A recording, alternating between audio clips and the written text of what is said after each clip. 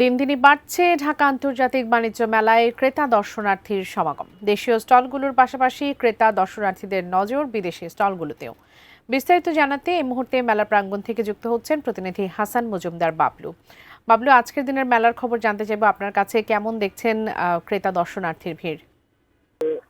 প্রতিদিনই মেলা শুরু থেকে ক্রেতা দর্শনার্থীরা কিছুটা কম থাকলেও কিন্তু বেলা বাড়ার সাথে সাথে ক্রেতা দর্শনার্থী মেলাতে প্রবেশ করছে আমরা দেখছি। এছাড়াও মেলার গত কয়েকদিনে মেলার যে পরিস্থিতি আমরা দেখছি, আজ পর্যন্ত প্রতিদিনই 20 থেকে 24 হাজার দর্শনার্থীরা মেলায় প্রবেশ করছে।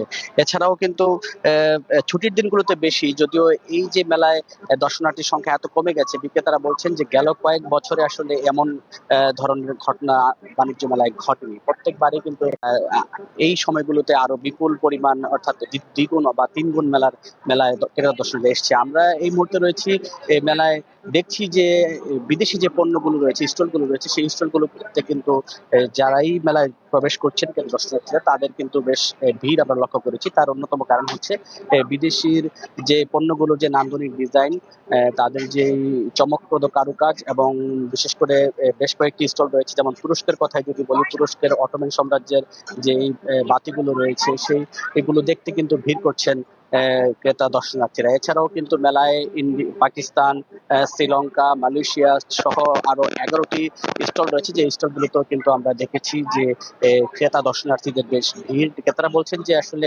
বাণিজ্য মেলায় এই ধরনের সুযোগ সুবিধা আসলেই তারা এই পণ্যগুলো বিক্রি করার জন্য তারা এসবগুলোতে চলে আসে।